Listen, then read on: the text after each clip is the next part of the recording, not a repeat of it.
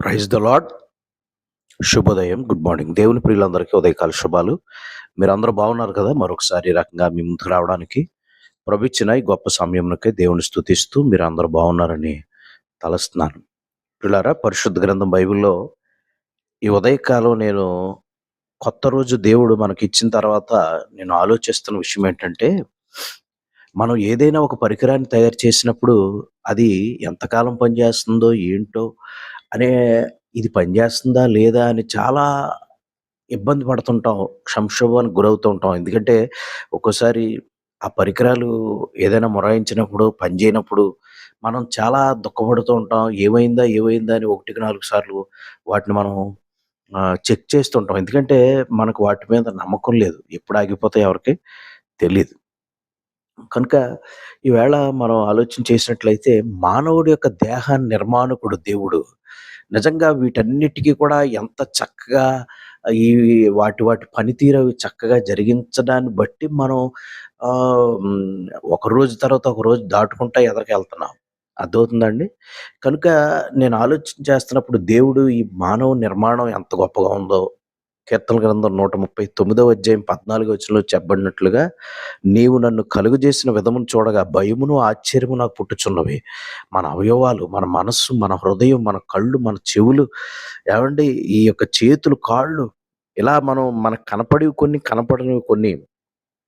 ఇంకా గట్టిగా మాట్లాడితే కనపడని అవయవాలకే మరి ఎక్కువ ఘనత అని వాక్యంలో రాయబడింది కదండీ! కనుక కనపడే వాటి గురించే మనం ఆలోచిస్తున్నాం గానీ, కనపడని వాటిని మనం, మనకు తెలియనివి మన దేహంలో అనేకమైనవి ఉన్నాయి కదండీ! కనుక ఈవేళ కనపడేవి మన నేత్రాలకు కనపడుతున్నాయి.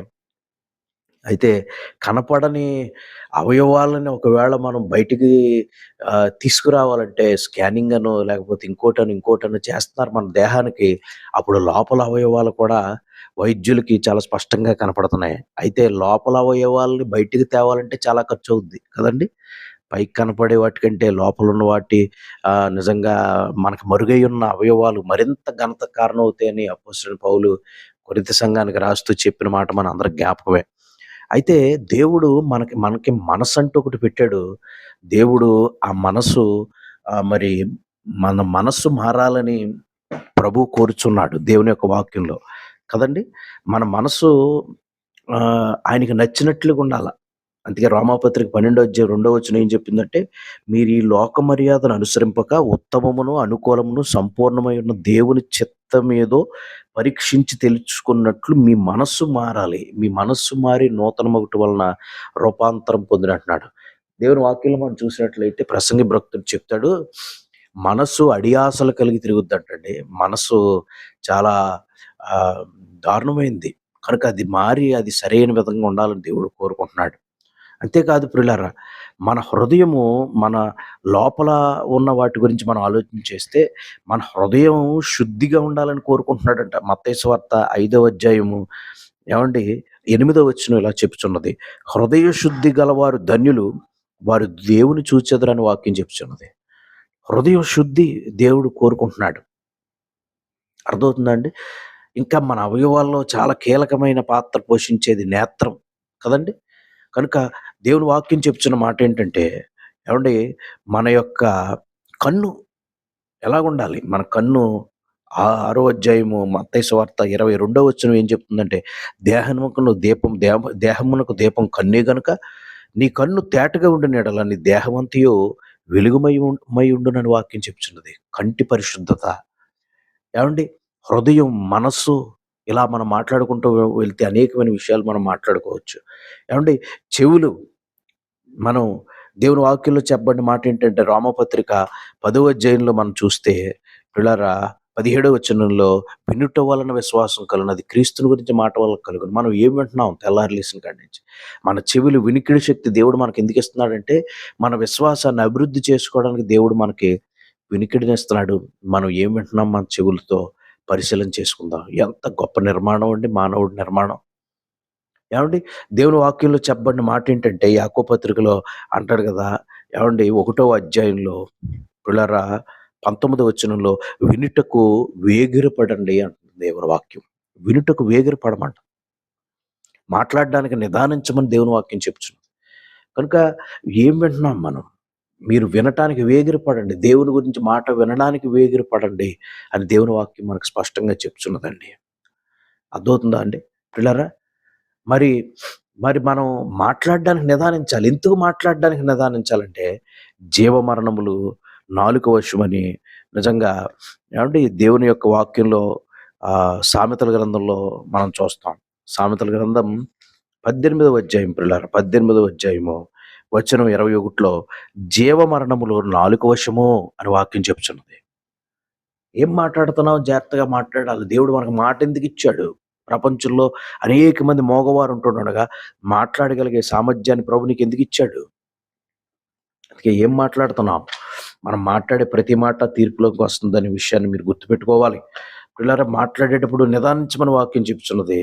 ఇంకా మనం ఆలోచన చేస్తే ఈ నాలికి అగ్ని అని వాక్యం చెప్తుంది. యాకోబు పత్రిక 3వ అధ్యాయంలో 6వ వచనం, నాలుక అగ్నియే, నాలుక అవయములో ఉంచబడిన పాప ప్రపంచమై సర్వ శరీరముకు మాలిన్యము కలుగు చేయొచ్చు, ప్రకృతి చక్రమునకు చిచ్చు పెట్టును, అది నరకము చేత చిచ్చు పెట్టబడును అని వాక్యంలో మనం చూస్తున్నాం. నాలుక చాలా కీలకమైన పాత్ర పోషిస్తోంది ప్రియులారా. ఇక చేతులు, ఇలా మానవుడు దేహంలో పైకి కనపడే అనేకమైనటువంటి వాటిని మనం ఆలోచించుకుంటా పోతే, ఏమండి, దేవుడు మనకి చేతులు ఎందుకు ఇచ్చాడో తెలుసా? చేతులు ప్రభు మనకి ఎందుకు ఇచ్చాడు అనుకుంటున్నారు? 9వ అధ్యాయం ప్రసంగి గ్రంథంలో ఏమండి 10వ వచనం ఏం చెప్తుందంటే, చేయుటకు నీ చేతికి వచ్చిన ఏ పని అయినను నీ శక్తి లోపం లేకుండా చేయండి. చేతులు దేవుడు మనకు ఎందుకు ఇచ్చాడు? ఈ చేతులను దేవుని పని కొరకు మనం వాడుతున్నాము. శక్తి లోపం లేకుండా ఈ చేతులను దేవుని యొక్క పని కొరకు మనం వాడగలగాలి. ఇక మనం మాట్లాడుకుంటూ పోతే పిల్లారా, కాళ్ళు దేవుడు మనకి ఇచ్చాడు. మరి ఈ కాళ్ళు ఏం చేయాలి? ఈ కాళ్ళు దేనికి ఉపయోగించాలి? మనం ఆలోచన చేస్తే పిల్లారా, నీ వాక్యము నా పాదములకు దీపము, నా త్రోవకు వెలుగు. 119వ కీర్తన 105వ వచనంలో ఆ మాట మనం చదువుతున్నాం. ఇంకా మనం ఆలోచన చేస్తే దేవుడు మనకిచ్చిన ఈ పాదములతో దేవుని యొక్క సువార్త పని మనం చెయ్యాలి ఈ లోకములో. ఏమండి, పాదాలు, ఎవరి పాదాలు సుందరమైన పాదాలని చెప్పాడో తెలుసా మీకు? చూడండి, రోమిలికి రాసిన పత్రిక 10వ అధ్యాయంలో, రోమిలికి రాసిన పత్రిక 10వ అధ్యాయంలో 15వ వచనంలో మనం చూసినట్లయితే, ప్రకటించువారు పంపబడని ఎడ్ల ఎట్లు ప్రకటించుదురు, ఇందు విషయమై ఉత్తమమైన వాటిని గుర్చిన సువార్త ప్రకటించు వారి పాదములు ఎంతో సుందరములైనవి అని వాక్యం చెప్తున్నది. సువార్త ప్రకటించే వాళ్ళు పాదాలు సుందరమైన పాదాలంట. మీరు ఇలాగా మాట్లాడుకుంటూ పోతే మన మనస్సు, మన హృదయం, మన చెవి, మన నోరు, మన కళ్ళు, ఏమండి, మన యొక్క చేతులు, మన కాళ్ళు ఏం చేయాలో దేవుని యొక్క వాక్యంలోంచి అనేకమైన విషయాలు మనం చూసాం. అంత ఎందుకు, ఇంకా మనం ఆలోచన చేసినట్లయితే, ఏమండి, మీ దేహము పరిశుద్ధాత్మకు ఆలయమై ఉన్నదని వాక్యం చెప్తున్నది. అందుకే భక్తులే దావీదు అన్నారు, ఏమండి, నీవు నన్ను కలగజేసిన విధము చూడగా నాకు భయమును ఆశ్చర్యమును కలుగుచున్నవి. దేవునికి స్తోత్రం. కనుక ఈ ఉదయకాలం ప్రభువు మనకు అందిస్తున్నటువంటి తలంపులు మనసులో పెట్టుకుందాం. నిజంగా ఎప్పుడైనా ఆలోచించారా? దేవుడు మనలో ఈ దేహంలో ఇన్ని అవయవాలు పెట్టి వాటి ఆ పరిమితులు అవి చక్కగా ఎలా పనిచేస్తున్నాయో ఎప్పుడైనా ఆలోచించారా? ఒక్కసారి ఉదయకాలం దేవుని యొక్క సృష్టి మనల్ని మనం చూసుకుందాం. ఒకసారి దేవుని గణపరుద్దాం. ప్రభు ఇచ్చిన ఈ నూతన దినాన్ని బట్టి వందనాలు చెల్లిస్తూ ప్రార్థన చేసుకుందాం. ప్రేమగల తండ్రి, ఉదయకాలం ఇచ్చిన సందేశంకి స్తోత్రాలు. విన్న ప్రియులను దీవించి మమ్మల్ని మీ ఆత్మతో నింపండి. అయ్యా, నీకు స్తోత్రాలు. ఈ ఉదయకాలం ప్రతి ఒక్కరూ చేసే ప్రతి పనులు తోడేయండి. మీ చిత్తంగా అందే దరిదాపులు తీసుకురాకండి. మమ్మల్ని మీ ఆత్మతో నింపండి. మా దేశ నాయకులు, రాష్ట్రం, ప్రభుత్వం పాడిన పంటను దీవించి బలహీనలందరినీ బాగు చేయండి. వ్యాధులు స్వస్థపరచండి. మేము మా జీవితంలో మొదటిస్థానం మీకు ఇవ్వడానికి వాక్యం, ప్రార్థన, పరిశుద్ధ, ప్రేమ కలిగి జీవించే భాగ్యము దయచేయండి. ఈ ఉదయకాలం ఇచ్చిన ఈ శ్రేష్టమైన సందేశానికి వందనాలు చెల్లిస్తూ, అయ్యా, నీవు నన్ను కలుగు చేసిన విధము చూడగా నాకు నిజంగానే భయం, ఆశ్చర్యం కలుగుతుంది. ఎంత గొప్ప నిర్మాణకుడు నీవు. నీకు స్తోత్రాలు చెల్లిస్తూ ఈ ప్రార్థన మీకు సమర్పిస్తూ మమ్మల్ని ఆశీర్వదించి ప్రతిఫలం దయచేసి, నిజంగా మీరు మమ్మల్ని ఎందుకు సృష్టించావో, సృష్టించిన నీవు, సృష్టింపబడిన నేను, అయ్యా, నీకు సంతోషాన్ని ఇచ్చే విధంగా నేను పనిచేయడానికి, నడవడానికి, ముందుకు సాగడానికి కృప చూపమని యేసునామములో ప్రార్థన అడుగుచున్నాం పరమ తండ్రి. ఆమేన్. ఇప్పుడు మన తండ్రి దేవుని కృపయు, కుమారుడైన క్రీస్తు ప్రభువారి ప్రేమ, పరిశుద్ధాత్మ దేవుని సహవాసం సన్నిధి చేరి మన కుటుంబాలకు గొప్ప దేవుని కృప సదా తోడై నడిపించును గాక. ఆమేన్. ఆమేన్.